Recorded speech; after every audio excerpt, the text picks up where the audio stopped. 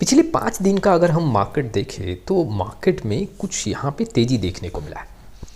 Market में रुख कैसा रहा और जो ये मार्केट में बदलाव देखने को मिल रहा है, जो मार्केट में रिकवरी हुआ है कुछ परसेंट, इससे म्यूचुअल फंड में क्या एक सिनेरियो देखने को मिल रहा है।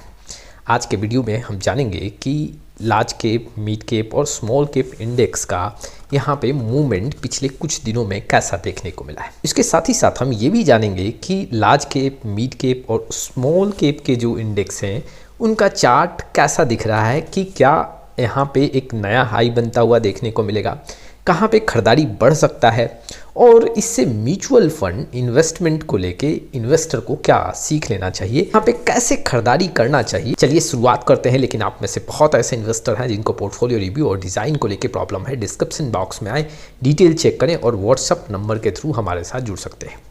सबसे पहले हम पिछले कुछ दिनों का यहाँ पे लार्ज कैप, मिड कैप और स्मॉल कैप का चार्ट देखते हैं। जैसे कि ठीक आपके सामने है। अगर मैं सबसे पहले यहाँ पे आपके सामने लार्ज कैप इंडेक्स का चार्ट रखूँ, जैसे कि सेंसेक्स की बात करूँ तो सेंसेक्स यहाँ पे करीबन 1.5% जंप लिया है। अगर मैं 30 दिसंबर से लेके 2 जनवरी तक के डेटा का पूरा यहाँ पे आंकड़ा देखूँ, करीबन 1300 पॉइंट का यहाँ पे जंप देखने को मिला है। और अगर आप नोटिस करोगे तो सेंसेक्स अपने ऑल टाइम हाई के आसपास यहाँ पे ट्रेड कर रहा है। ठीक वैसे ही अगर मैं आपके सामने यहाँ पे बीएसई मिड कैप का डेटा रखूं तो बीएसई मिड कैप भी 30 दिसंबर से लेके 2 जनवरी इन बीच में करीबन 2.63% का जंप देखने को मिला। इट मीन्स कि लार्ज कैप इंडेक्स से यहाँ पे आंकड़े मजबूत देखने को मिल रहे हैं। वैसे ही अगर मैं यहाँ पे स्मॉल कैप इंडेक्स का देखूँ तो स्मॉल कैप इंडेक्स में जो मूवमेंट देखने को मिल रहा है वो 2.36% का है। 30 दिसंबर से यहाँ पे करीबन 1200 पॉइंट जुड़ रहे हैं। अब कुल मिला के लार्ज कैप, मिड कैप और स्मॉल कैप का यहाँ पे चार्ट देखोगे तो इसमें सबसे ज़्यादा जो प्रभाव बनाता हुआ देखने को मिल रहा है वो मिड कैप के इंडेक्स है। पिछले कुछ दिनों में मिड कैप के स्टॉक्स में खरीदारी काफ़ी बढ़ता हुआ देखने को मिल रहा है। चलिए 1 बाय 1 मैं आपके सामने चार्ट रखता हूँ।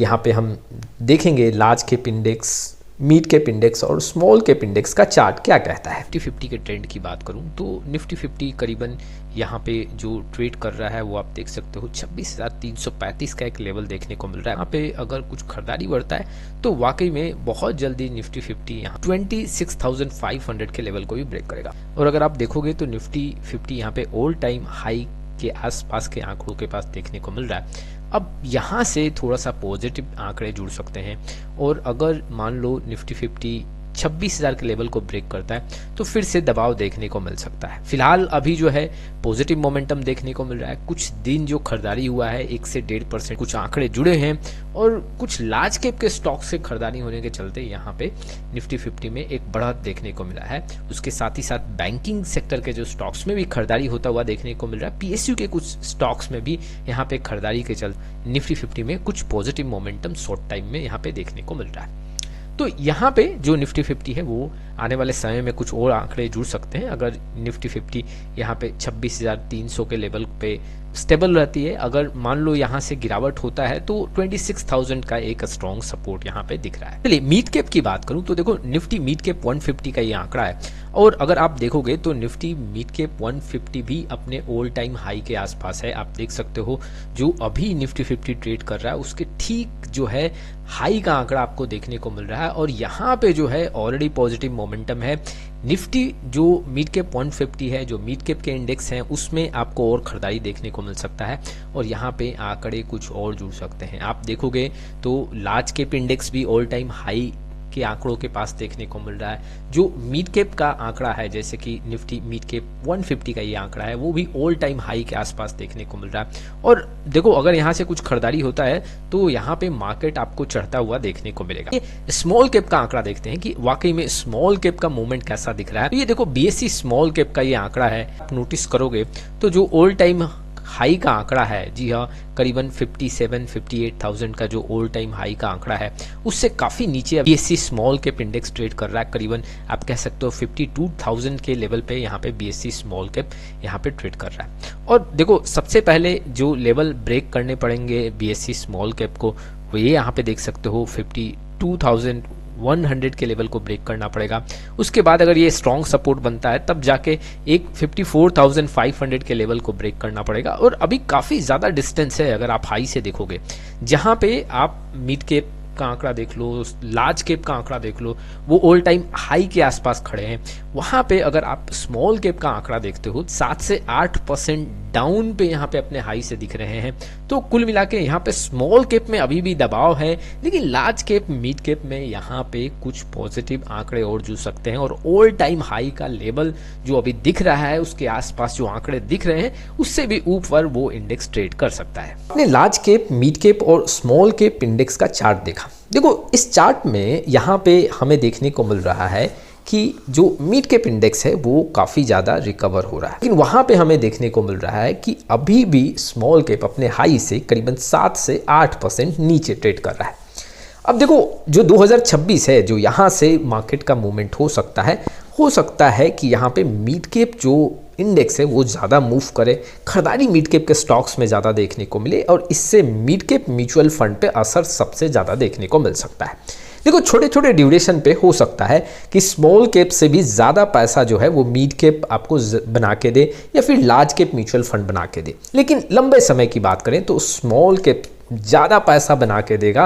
लेकिन फिलहाल जो अभी आंकड़े दिख रहे हैं, पिछले 5 दिन का अगर मैं आंकड़ा का व्यू देखूं तो खरीदारी बढ़ता हुआ देखने को मिल रहा है और 2 market cap index large cap और मिड कैप अपने ऑल टाइम हाई के आसपास यहाँ पे दिख रहे हैं, जबकि स्मॉल कैप पिछड़ता हुआ नजर आ रहा है। अब देखो इन सारे पॉइंट्स को लेके मैं आप इन्वेस्टर को ये भी समझाना चाहता हूँ कि इससे इन्वेस्टर को एक सीख लेनी चाहिए कि खरीदारी सिर्फ आपको किसी एक मार्केट कैप पे बेस होकर नहीं करना है। इट मीन्स कि अगर आप म्यूचुअल फंड में इन्वेस्टमेंट कर रहे हो तो आपको समझदारी के साथ इन्वेस्टमेंट करना पड़ेगा। ये नहीं कि मैं अपने म्यूचुअल फंड पोर्टफोलियो में सिर्फ एक ही मार्केट कैप फोकस करूँ, या तो स्मॉल कैप या तो फिर लार्ज कैप या तो मिड कैप। देखो छोटे छोटे ड्यूरेशन में, जैसे कि 2025 का अगर आप आंकड़ा देखोगे तो स्मॉल कैप ने आपको सबसे ज़्यादा मायूस किया है। लार्ज कैप 8 से 10% का रिटर्न बना के दिया, मिड कैप में पॉजिटिव आंकड़े देखने को मिले, लेकिन स्मॉल कैप सबसे ज़्यादा डिस्टर्ब किया इन्वेस्टर को। और वैसे में अगर इन्वेस्टर, कोई भी इन्वेस्टर वहाँ पे 100% अपना पैसा स्मॉल कैप में पार्क करके रखता तो एग्जैक्टली वहाँ पे नुकसान सबसे ज़्यादा फेस करना पड़ता। और कई बार कई ऐसे इन्वेस्टर हैं जब इतना नुकसान देखते हैं तो अपने माल को नुकसान में ही सेल करके वो निकल जाते हैं। तो मार्केट कैप के एलोकेशन के अकॉर्डिंग अपने रिस्क को देख के और यहाँ पे हर मार्केट कैप को फोकस करना चाहिए। अगर आप रिस्क नहीं ले सकते हो तो एग्जैक्टली लार्ज कैप पे ज़्यादा डिपेंड रह सकते हो। ये सही समय है। देखो आपको अपने म्यूचुअल फंड में मार्केट कैप का एलोकेशन जरूर चेक करना चाहिए, और अगर आपको लगता है कि कोई मार्केट कैप एलोकेशन मेरे रिस्क के अकॉर्डिंग कम है तो इस समय म्यूचुअल फंड में खरीदारी करना चाहिए। अगर आपके पोर्टफोलियो में मिड कैप का एलोकेशन कम है आपके रिस्क के अकॉर्डिंग, या फिर लार्ज कैप का एलोकेशन कम है आपके रिस्क के अकॉर्डिंग, तो यहाँ पे आपको म्यूचुअल फंड के थ्रू खरीदारी करना चाहिए। और पिछले कुछ दिनों में मैंने कई ऐसे वीडियो पब्लिश किए हैं आपके सामने जिसमें मैंने इन्वेस्टर को एडवाइस किए हैं कि आपको अपने पोर्टफोलियो का बदलाव या पोर्टफोलियो को किस तरह डिज़ाइन करना चाहिए जिससे लंबे समय में रिस्क को भी मैनेज किया जा सके और रिटर्न भी काफ़ी अच्छा मिल सके। इन्वेस्टर को मैं यहाँ पे बताना चाहता हूँ कि अब आने वाले 2026 में हो सकता है कि शॉर्ट ड्यूरेशन में मिड कैप के स्टॉक्स में थोड़ा ज़्यादा तेज़ी देखने को मिले और उससे आपके मिड कैप म्यूचुअल फंड में भी आंकड़े मजबूत देखने को मिल सकते हैं। लेकिन देखो लंबे समय में स्मॉल कैप आपको ज़्यादा यहाँ पे मूवमेंट दे सकता है। तो ये कुछ इन्फॉर्मेशन थे जो इन्वेस्टर के लिए इंपॉर्टेंट थे। आपका क्या राय है इस वीडियो को लेके कमेंट बॉक्स में जरूर आए। फिर मिलेंगे एक नए वीडियो के साथ, तब तक के लिए जय हिंद जय भारत।